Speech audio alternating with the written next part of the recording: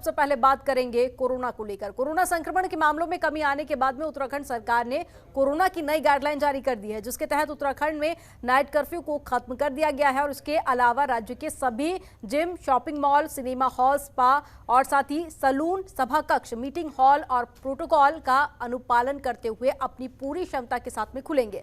मुख्य सचिव doctor SS. Sandhu ने ये जानकारी दी है और आपको बता दें कि उनकी तरफ से ये आदेश भी जारी किया गया है और बताया गया है कि स्विमिंग पूल, वाटर पार्क 28 फरवरी 2022 तक बंद रहेंगे और इसके अलावा राज्य में खेल संस्थान, स्टेडियम और खेल के मैदान खिलाड़ियों के प्रशिक्षण के लिए अपनी क्षमता के साथ में खोले जाएंगे।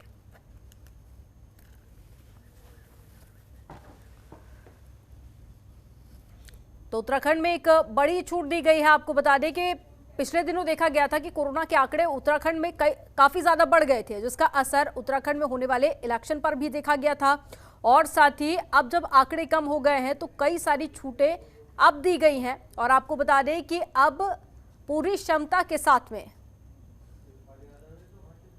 जिम खोली जाएगी, स्पा सेंटर खोले जाएंगे और साथ ही कुछ क्षेत्र ऐसे हैं अभी भी जिन पर कोरोना कर्फ्यू का असर देखा जाएगा और साथ ही आपको बता दें कि रात्रि कर्फ्यू जो लागू किया गया था उत्तराखंड में, उसमें भी ढील दी गई है और साथ ही यह हिदायत भी दी गई है कि जो कोरोना का प्रोटोकॉल है उसका सभी को पालन करना होगा।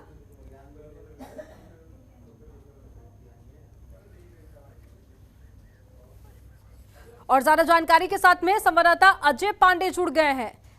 अजय, कोरोना के आंकड़े कम हुए हैं, कितनी छूट मिली है और साथ ही ये भी बताइए कि वो कौन कौन से ऐसे क्षेत्र हैं जहां पर पाबंदियां अभी भी लागू रहेंगी?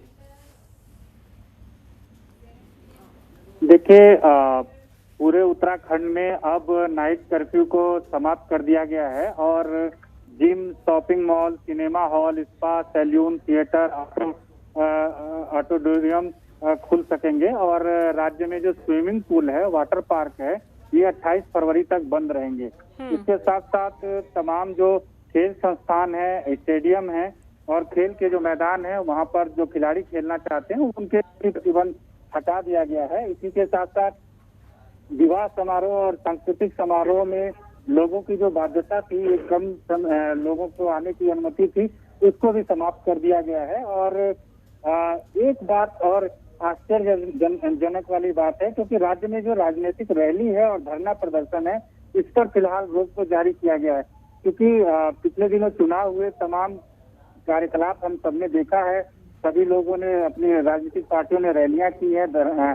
इनको अब ये कहा गया है कि अब इस पर प्रतिबंध रहेगा, बाकी अन्य चीजों पर छूट दे दी गई है। सरकारी कार्यालयों में जो कर्मचारियों की उपस्थिति है वो भी अब ये कह दिया गया है कि 100% उपस्थिति हो और तमाम ऐसे और किए गए हैं जिनको लेकर के अब आने वाले समय में सभी सरकारी संस्थान खुलेंगे। स्कूलों को खोल ही दिया गया है पहले।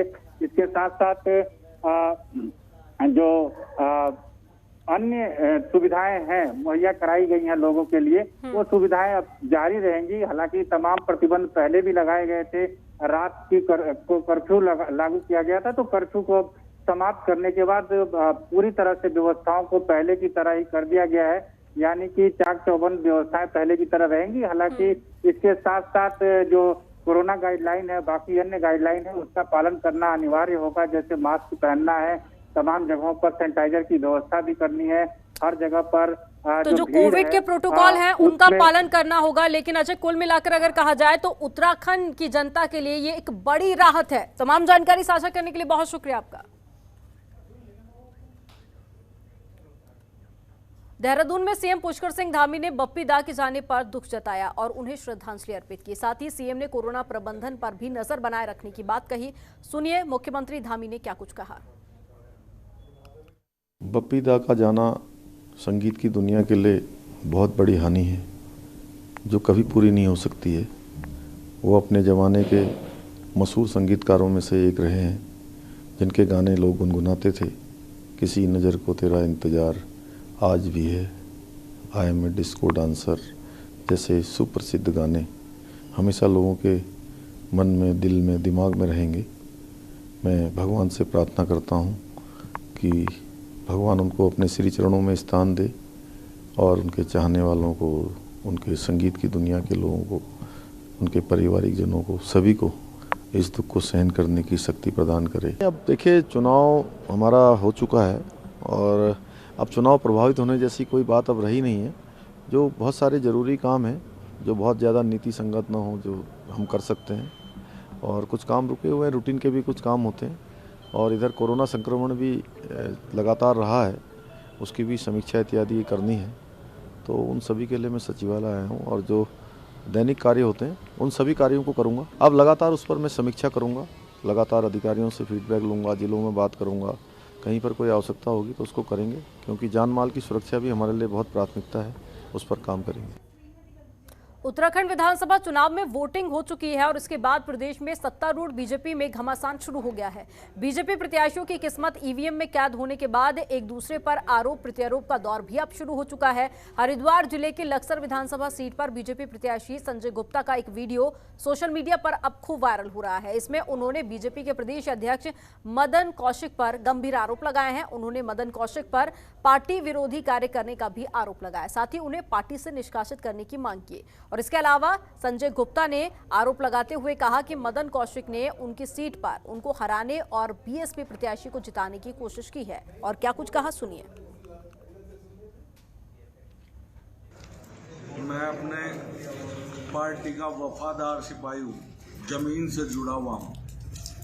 मैं फक्र करता हूँ अपनी पार्टी पर, संगठन पर, अपने नेतृत्व पर कि उन्होंने लक्सर सीट पर मुझे फिर से भरोसा जताया। मैं हाथ जोड़कर नमन करता हूँ अपने नेतृत्व को।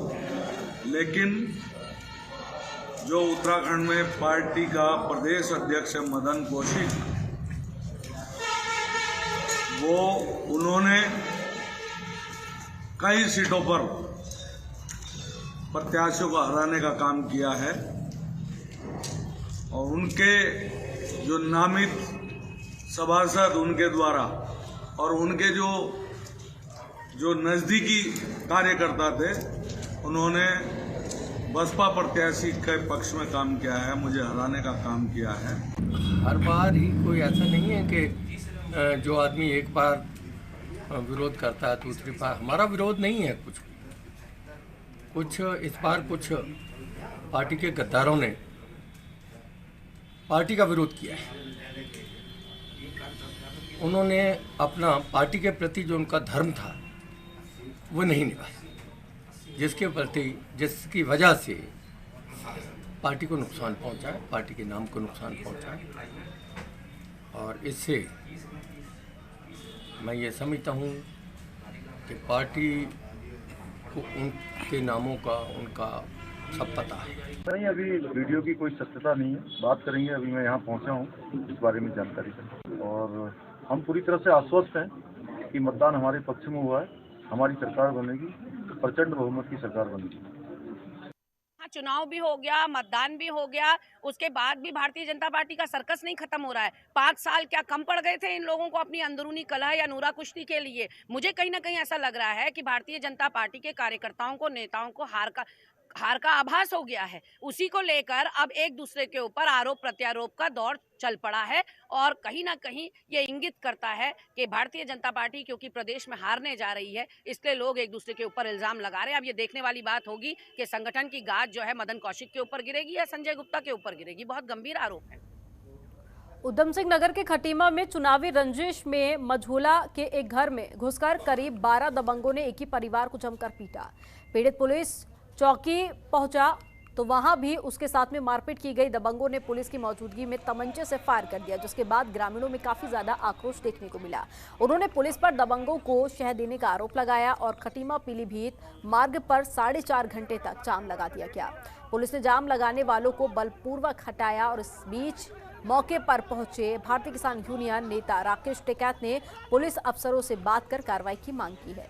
आपको बता दें कि चौकी प्रभारी 17 मील को सौंपी नामजद तहरीर में मझोला ग्राम निवासी हरप्रीत सिंह ने कहा है कि मतदान से एक दिन पहले 13 फरवरी को एक राजनीतिक दल के करीब 12 कार्यकर्ता बनगवा गांव पहुंचे थे और चुनाव प्रभावित कराने के उद्देश्य से वह शराब, नकदी आदि बांटने लगे। वीडियो लोगों ने बना रखी जी, तो उसमें कार्रवाई करें, रिपोर्ट दर्ज होगी। और हमने कहा कि जिन लोगों को भी चोट लग गई उनके घर पर मारपीट करी, और मारपीट भी नहीं हुई, उसमें भी कुछ नहीं आता, तो फायरिंग हुई है, मारा गया है। यहाँ पर चौकी के आसपास के एरिया में और दो पक्षों के बीच में लड़ाई हुई थी, तो उसी के संबंध में यहाँ पर लोगों ने जाम लगाया था। पीड़ित पक्ष की तरफ से तहरीर आ गई है, उसमें मुकदमा दर्ज किया जा रहा है और जो भी साक्ष्य मिलेंगे उसके आधार पर कार्रवाई की जाएगी। बंदे की बनगमा गांव में दारू पकड़ी गई, फाड़ी बांटते पकड़ा गया, वहाँ पर उसको मैंने बचाया। राइफल लोग उसे मार रहे थे, उसे मैंने बचा के साइड में करा। उस बचाने में मेरी वीडियो आई है, उसने उस वीडियो को इशू बनाकर मेरे घर आया, उसने मेरे को फ़ोन करा कि मैं तेरे को मिलना चाहता हूँ। मैं कहा मैं नहीं मिल रहा हूँ, मैं घर पे हूँ। फिर वो कम से कम 8-10 गाड़ियों के साथ आया और कम से कम 30-40 बंदे थे जो मेरे घर पे आके मेरे को मारा, मेरे भाइयों को दोनों को मारा है। मारपीट करने पर मैंने शोर मचाया, फिर भाग खड़े हुए और क्या कहते हैं मेरे को ज़बरदस्ती गाड़ी के अंदर डाल रहे थे, ज़बरदस्ती गाड़ी। मेरे भाई ने मेरे को बचाया। खबरों के निष्पक्ष विश्लेषण के लिए सब्सक्राइब करें Jantantra TV and press the bell icon. Never miss any update.